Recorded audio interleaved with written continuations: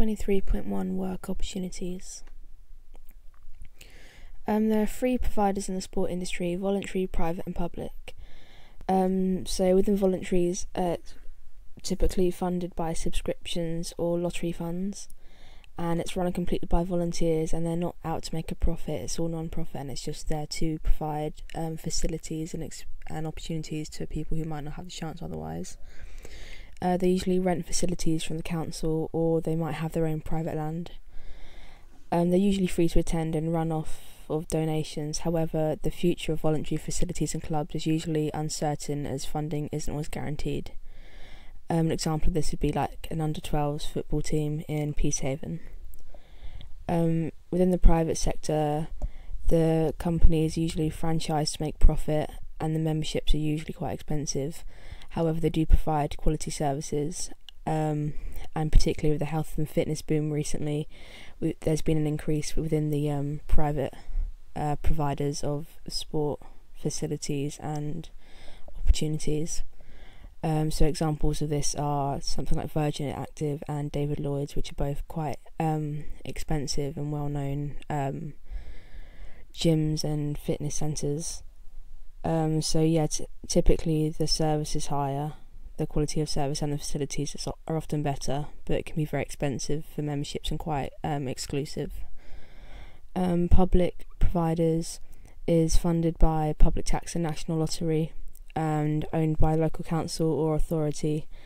It's usually there to make sport accessible to everyone and try and be as inclusive as possible. It's open to the public and there's no membership required. However, they do often offer memberships alternatives in order to make it more effective and work better for the customers. So yeah, they typically provide facilities and services for those who are unable to pay commercial prices for these opportunities. However, the standards of facilities are often slightly lower. So an example of this is something like Wave Leisure Centres, which are across the southeast, East Sussex. So there's four sectors in the sport industry: health and fitness, sport and recreation, sports science and outdoor education. So health and fitness, they take a holistic approach to the mind and body, so that's kind of the belief that the two things are connected and will affect each other. So to be healthy physically, you need to be healthy in your mind and your mindset and how you think about things. It covers a wide variety of jobs such as swimming, gym, healthy eating, and fitness classes. Depending on the skill set and experience levels, different jobs are more suited to different people. So someone who's more chatty and open might be more suited to being a personal trainer, whereas an organised and someone with a business-like approach might be better for gym management or something along those lines. So yeah, examples of jobs within that industry would be sports therapists and personal trainers. Within sport and recreation, jobs available within the voluntary or public providers, so it's the opportunity to work in either providers there, depending on what a person prefers, and obviously other factors such as salary, and that will come into that. So there's also opportunity to be working with grassroots or elite level athletes, and mass participation or sporting excellence. So typically those working in the voluntary section would be working with grassroots and maybe more aimed at mass participation, and those in public providers and even sometimes private as well for the very sporting excellence. They'll be looking at the more elite levels too. So some jobs are more sports specific aimed, and something like a sports coach is quite generalised and would often teach multiple sports at a basic level, whereas some might be more specific to like football or rugby, etc. Typically the voluntary jobs are more aimed at grassroots and mass participation, with the exclusion of jobs such as a PE teacher, who are part of the public providers. Sports science, typically jobs within sports science will be through either education or private businesses. There are jobs within specialist areas of sports provision which may include analysing the body and its performance, and from this they may then refine a person's technique, which in turn can help to reduce the risk of injuries. They might work around other elements such as nutrition and diet, so improving a person's diet and nutrition habits in order to help them maximise their performance. So other jobs within that could be stuff like biomechanists, who look at how the body's working and how they can adapt it to make it work more efficiently. Then there's outdoor education. So this is a fast growing sector, with many companies sending staff on training days to develop teamwork at outdoor adventure centres, as well as many schools regularly making trips to these centres to help kids and young people gain useful life skills on residential trips. So the centres are run by a team of staff with specific skills, knowledge and qualifications, and of course they have to abide by stringent health and safety regulations due to the nature of the activities and the health and safety risks they pose. And then there's other kind of more external things, such as external British military fitness sessions, which is ever growing in popularity as a way of keeping fit in a different style, typically from all these programs you see on TV about people going in and trying out these fitness, seeing if they could last in the military style training, and then I think that's caused some kind of more popularity within it and people want to give it a go themselves. However, not all jobs in the sector have to be the instructing side. There's a lot of maintenance that has to be involved in this industry in terms of looking after equipment, the grounds, and there's also the organisation of groups and booking people onto courses and residential trips. So one of the first jobs I looked at was a sports therapist. So they're concerned with the prevention of injury and the rehabilitation of the patient back to optimum levels of functional, occupational and sport-specific fitness, regardless of age and ability. So the qualifications they need in order to do this job, they need a bachelor's in sports therapy, or they can do a bachelor's in physiotherapy and then go on to specialise within sports. So typically the salary for entry level is around £15,000 to £20,000 a year. But then senior sports therapists, which have more qualifications and experience, can earn up to £38,000. It's possible to work from home as a sports therapist, but you would need a steady flow of clients who are willing to travel to your home. It would also mean that you need all the necessary equipment and facilities at your home, which would be a big investment to make from the get-go. However, if you're working from home, it would be most likely that you're working for yourself, and in that case, any money you take from the clients you pocket for yourself, and you're not having to pay to anyone else. The majority of big cities now also have a lot of sports therapies and sports rehabilitation clinics as well. So if you didn't want to work from home, you wouldn't really have to travel too far, and there's also a lot more clubs now looking for their own sports therapists to try and keep them in shape and well. So there's lots of different additional courses that sports therapists could complete, such as acupuncture, a range of sports massages and other continuing professional development courses. Some of the skills they need are good interpersonal skills. They need to have a good physical fitness themselves. They need to be conscientious, able to form good relationships with people from diverse backgrounds, able to deal with sensitivity with injured clients. Obviously some of them might be going through a hard time, so it's good to be able to empathise with them and treat them the way you'd want to be treated. And they also have to be encouraging and motivating, so obviously they're on a bit of a journey with these people, trying to help them get back to their physical state they want to be back in.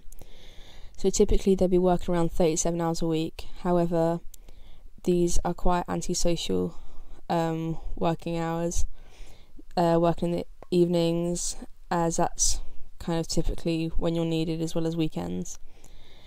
Dependent on the team you're working with, or if you work with a team at all, you might have to travel domestically and internationally on a regular basis, so sometimes that could be days at times. And if you're working with a well-developed team, you may be needed 7 days a week during the season that they're training.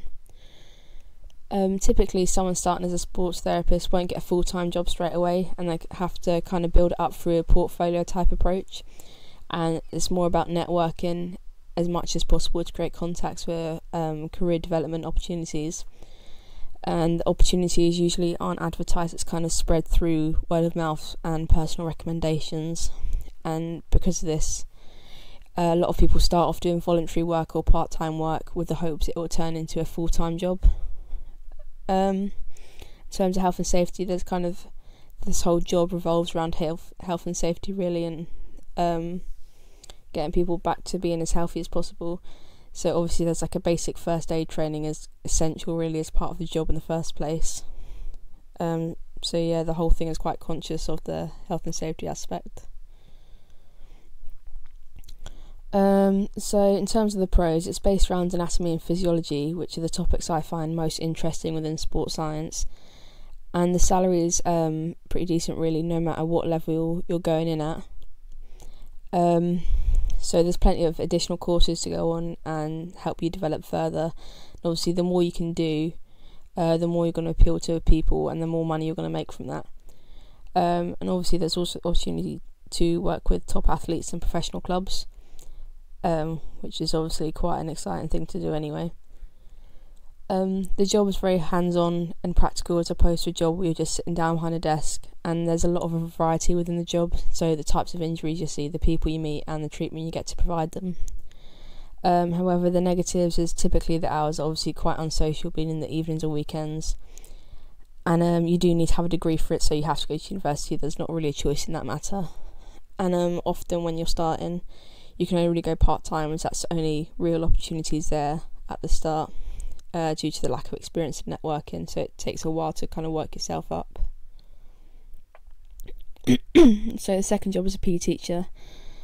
So obviously the role of a PE teacher is to provide physical education knowledge to future generations really. So stuff they have to do within their role is preparing lessons and teaching materials, teaching classes of a range of different ages and abilities, and adapting their lessons to make sure everyone can take part and it's inclusive.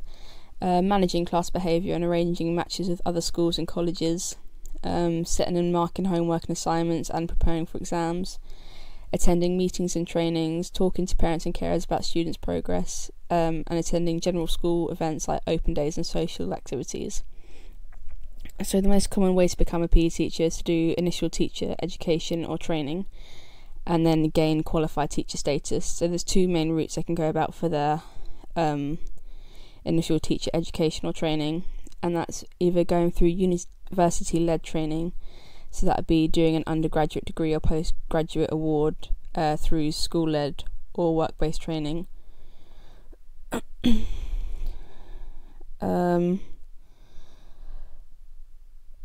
Or there's also another opportunity if you're already a PE or sports graduate who's gained some experience in secondary schools during your degree. You may be able to go into teaching by working as a sports coach in a school and then moving on to a teacher training programme, but you will still need coaching awards like the UK Coaching Certificate. Obviously to be a PE teacher you do need a DBS check because you're working around children, and it's preferable to have first aid skills, but that's not a necessity. So newly qualified teachers can earn $16,250 to $30,000, highly experienced teachers $22,000 to $38,000, and then highly experienced teachers are $35,000 to $46,000 a year. So obviously the more responsibility a person's taken on in their role, the more they're going to get paid. So a head of department obviously we get paid more money, and then anyone working in private schools will typically get paid a lot more money too. It's quite likely that a person will have to travel to get to work as a PE teacher. Obviously it's dependent on the number of schools within the area and the sizes of the schools. Obviously a larger school is going to need more PE teachers, and the availability of jobs will dictate how far a person can have to travel to get to work. There are additional qualifications as a PE teacher that they can earn to make them essentially more valuable to a school. So qualifications such as teaching gymnastics, trampolining, swimming, having a minibus licence, as well as first aid training, which each department will need a first aider, and it's arguably more important within the PE department as the risk of injury is higher. So having these added qualifications do make you more valuable and more appealing to people to employ.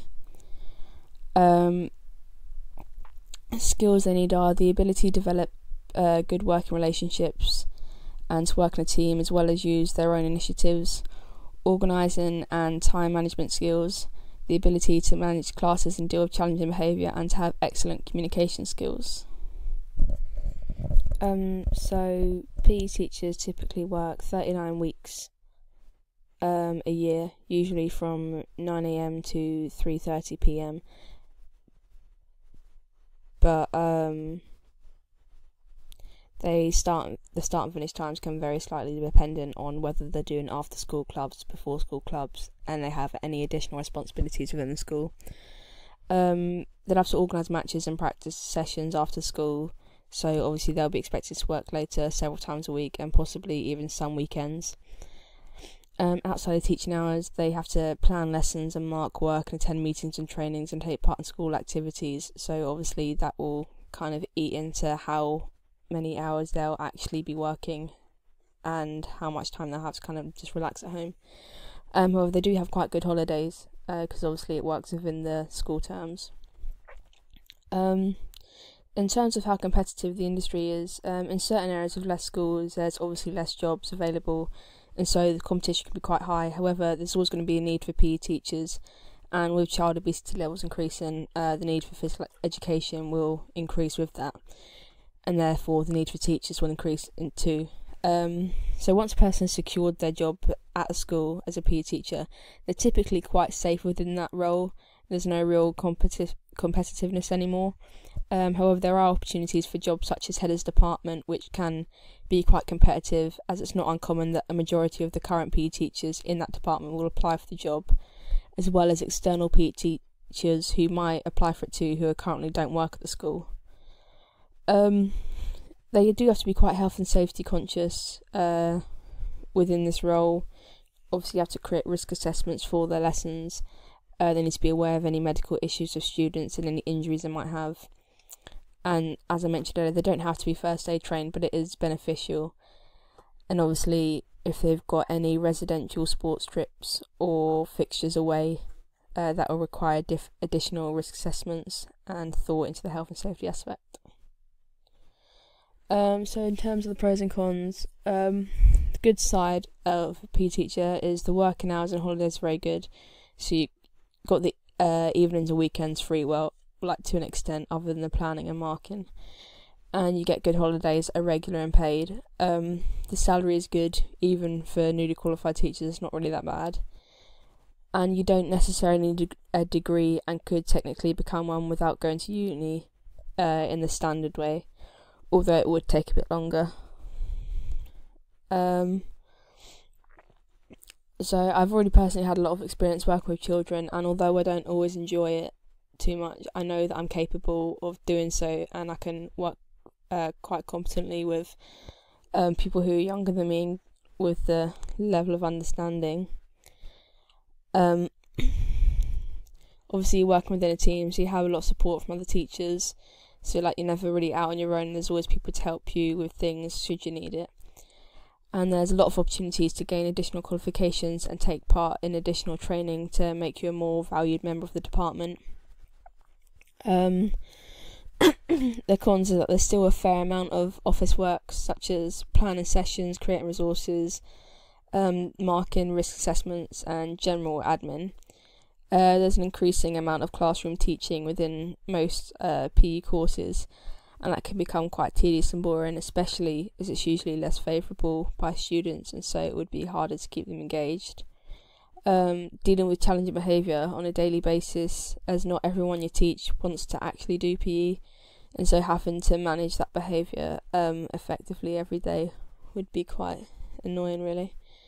There's quite a few restrictions placed on you, because obviously you have to follow the national curriculum, so then anything you kind of want to implement that's maybe not part of that, you'll have to constantly need to get things approved by a number of different people before you can get to actually implement it to your lesson and do it. Then obviously you have to be outside as well, even in the horrible weather. And there's also the point of most people look down on PE teaching as a subject because they think it's like the easy version, so it's kind of like having to prove yourself to other departments would be quite annoying. So sports coaches, they're helping people participate in sport to work towards achieving their full potential. They might be supporting professional sports people, sports teams, community teams, or just school groups. They might also have a role in encouraging underrepresented groups or young people to participate in sporting activities. So in terms of the qualifications, they need like irrelevant degrees. Well, these aren't necessary, but they're kind of quite nice thing to have. So degrees in health science, sports coaching, sports management, and sports science. However, the main one you actually need is the appropriate coaching qualification offered by the NGB of their sport. That's the one you actually need to become a qualified coach. And they're also going to be needing a DBS most of the time, because they'll be 9 times out of 10 like somewhat involved with children or young people. Newly qualified coaches working for local authorities their salaries range from around 15,000 to 25,000 a year. Obviously, it's dependent on their location and their qualifications. That'll cause it to vary slightly. Then senior coaches employed by national governing bodies of their sport or by professional sports clubs can earn on average 30,000 to 35,000. And then the most experienced coaches working at the highest level have the potential to earn in excess of £100,000 a year. And then obviously they can charge hourly rates for coaching, working with amateurs and individuals for like roughly £10 an hour. So in terms of like travelling to get to work and the location of it, so if you work with more professional clubs, you're probably going to have to travel a bit further to get to them. And obviously if they go abroad at all training for different competitions and whatnot, you're probably going to have to travel with them. However, it's usually very common for there to be very local grassroots level coaching vacancies, but it's dependent on whether you want to be working with the grassroots or you want something a bit higher up. But if that's the case, you're going to probably have to work a bit harder and gain some experience first. So in terms of additional qualifications and progression, there's other workshops available covering subjects such as safeguarding and protecting children, inclusive coaching, so that's like stuff like disability, positive behaviour management in sport, and a guide to mentoring sports coaches. So further training may take the form of gaining more advanced qualifications as well, following the structure provided by the relevant sports national governing body, or by developing expertise in specific areas such as strength and conditioning, or maybe nutrition, or some rehabilitation. Some of the skills they need are the ability to quickly develop successful working relationships with people from different backgrounds and with varying levels of sporting ability, a desire to help other people succeed, excellent communication and interpersonal skills, team building ability, enthusiasm, flexibility and patience, awareness of equality and diversity issues, motivational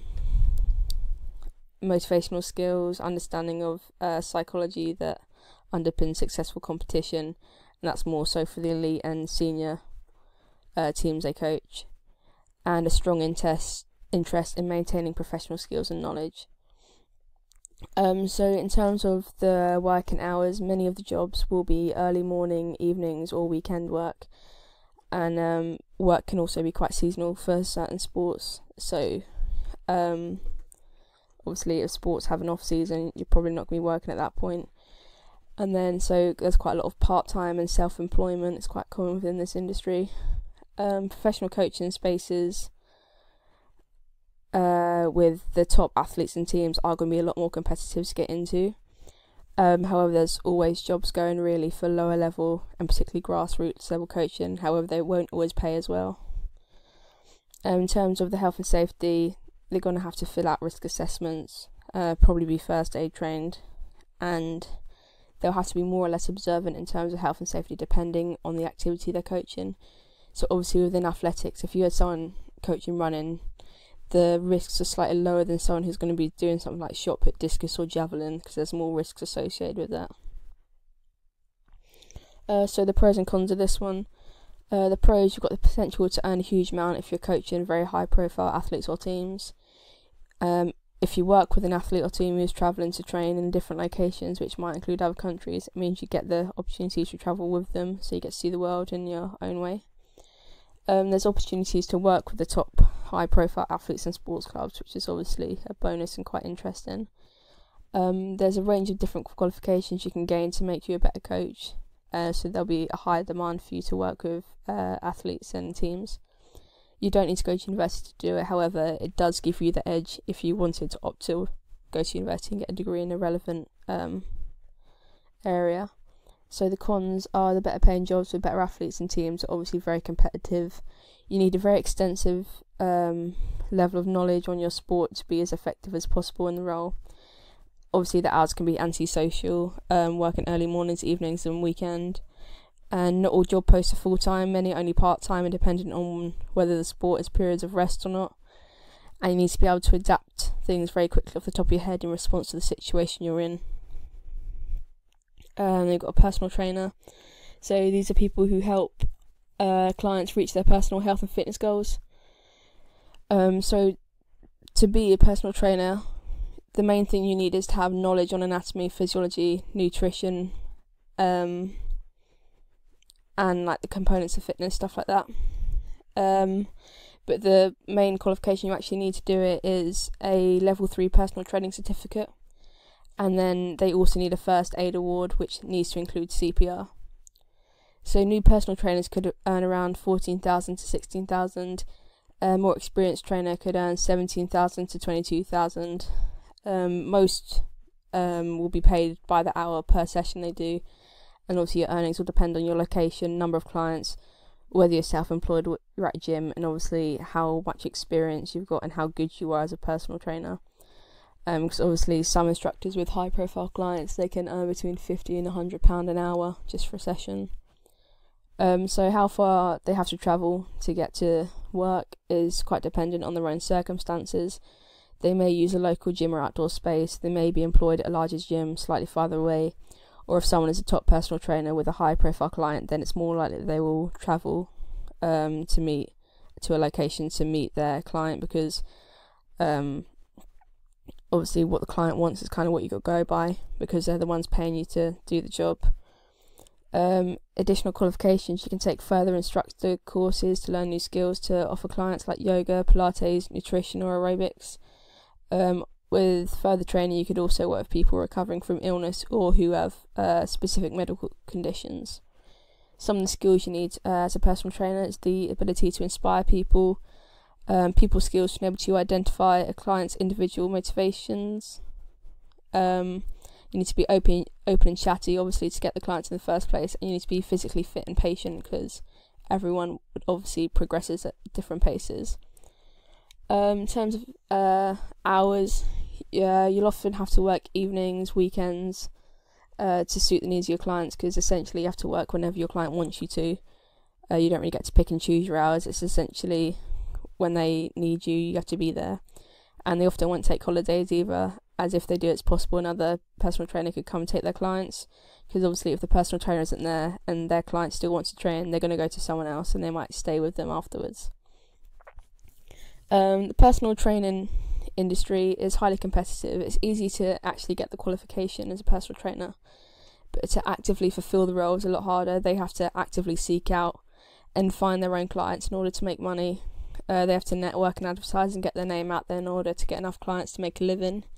And even once they have their clients, they need to keep them, because obviously it's always possible for other personal trainers to take their clients in certain situations and environments, and so they have to stay being proactive to ensure they keep them.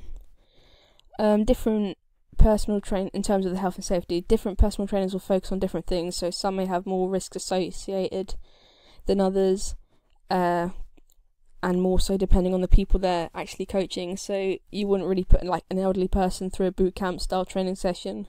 You need to do something at much lower intensity, such as yoga.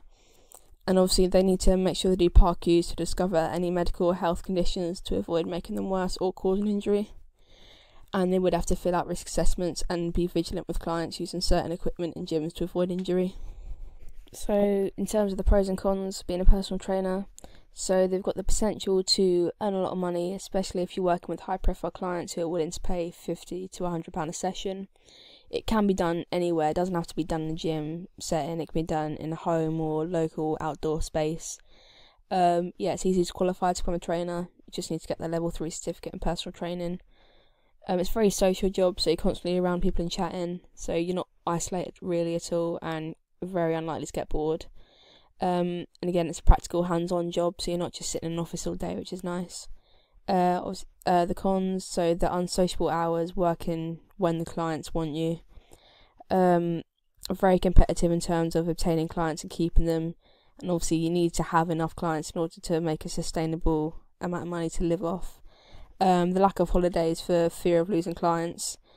Constantly having to be open and chatty in order to attract clients, so you've got to be very confident and bold all the time, which might not always be easy, and having to be enthusiastic all the time and constantly motivating people, which can be hard to do all day, every day. So the job that I thought I was most suited to was sports therapy. I thought this for a few different reasons. So for me, I think it's the most interesting and engaging out of the jobs, where you're constantly learning and refining your skills, and then you're using new techniques and methods to get the best results. So you constantly got new clients all the time with different injuries of different severities, so that kind of keeps you on your toes and stops the job becoming boring.